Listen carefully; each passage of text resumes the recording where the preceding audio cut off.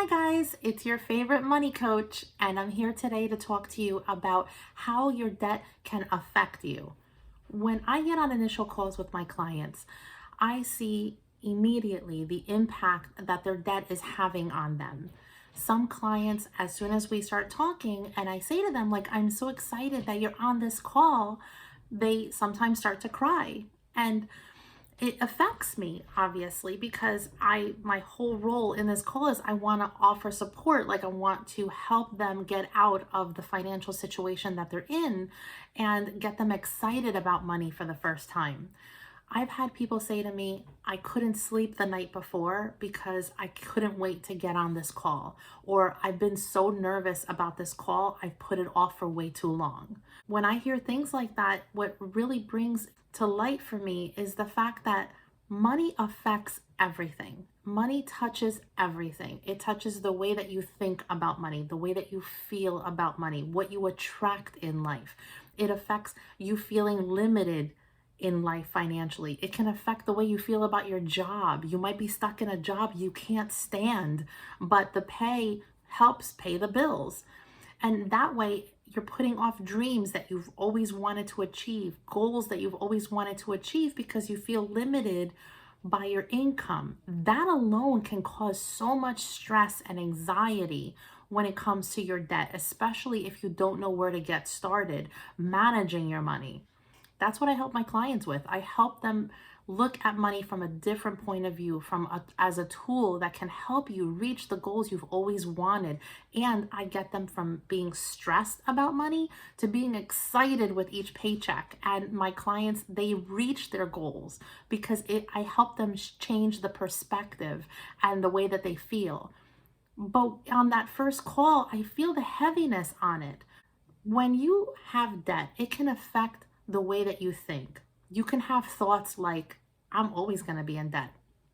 Money is something that never comes easy to me. I am not good with money.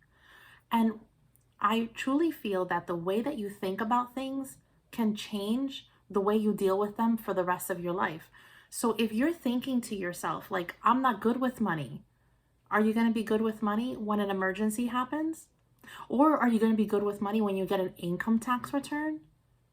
Or you're just going to blow through it and then you're going to be like, see, I'm not good with money. The way that we feel can also really take a toll on how we handle our finances.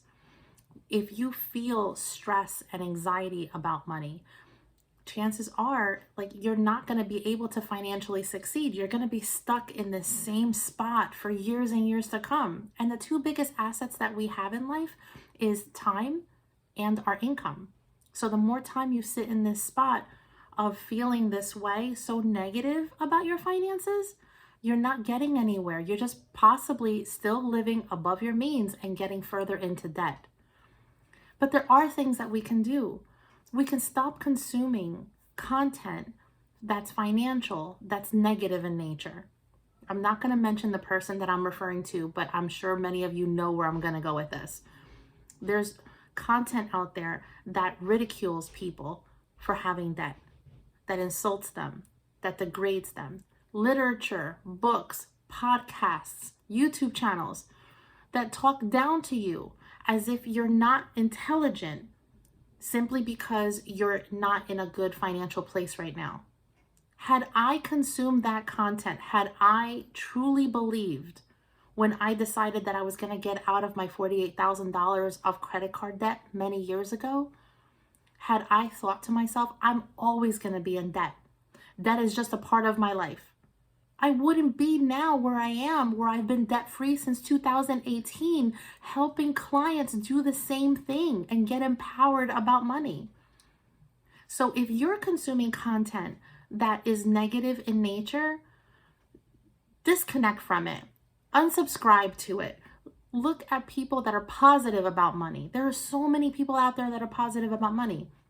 Me, for example, I have this channel. I have my Instagram where I practically live there. You follow me on Instagram. I show you ways that I save money. I share motivational quotes and pieces of content that'll get you excited about starting to change the way that you deal with your finances. There's people out there like Miss Be Helpful, who I mention all the time on this channel. I truly appreciate her because she was such a motivational piece for me when I was getting out of my debt. Disconnect from anyone who makes you feel less than or small when it comes to your finances. Stop saying to yourself things that I can't or I won't, because you can and you will. Another piece to this is the fact that a commonality that I see with my clients that actually is reflected in myself is that we were not financially educated. I can't tell you how frustrating it is for me to think that when I have now 2 teenagers, I have a college student and a senior in high school, and they were never shown in school how to manage their money. Even the basics, they weren't shown the basics.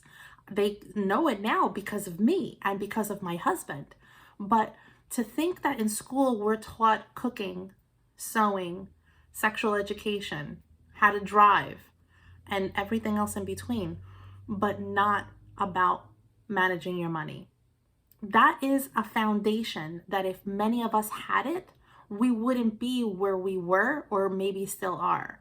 My kids, if they listen to me, knock on wood, they're going to have Roth IRAs when they start working full time. And that's going to set them up to be able to retire millionaires. And that's something that I was never taught. Were you taught that? What a Roth IRA is? In school, they don't teach that. And I don't know about you, but I was raised in a home where talking about money was a taboo topic of conversation. We couldn't talk about religion, politics, or money. So you're not taught how to manage your money, and you can't talk about it either. I was raised in a house that whatever happens in the house stays in the house. We don't talk about it outside. And no one had to tell me that I was raised in a low income household, because as a child, you absorb everything. And for me, it was in the air. I'd love to know in the comments if you guys feel the same way and if you knew that your family had limited income. But what matters isn't what happened in the past. That's what I tell my clients when I talk about their debt. It's not about what happened in the past. It's not about mistakes that you make. Because to me, mistakes are financial lessons that you learn from and then you don't repeat them. But what is important is what you do from this moment forward. And if you have debt, and debt is something that is weighing heavy on you, and this entire message is resonating with you, and you know that now is the time that you want to change the way you feel about money, click the link below and schedule a free call with me. I want to have an honest conversation with you about your finances and to see how I can help you be able to finally get out of the negativity that you associate with your finances and be able to achieve your goals. You can do it, but it all starts with how you feel and think about your finances. So start talking to yourself in a more positive way and you will see the difference. And if you need help, I'm here, reach out. If you guys like this video, please share it with a friend. I would really appreciate it. And please give it a thumbs up. And I will see you in the next video. Talk to you soon. Bye.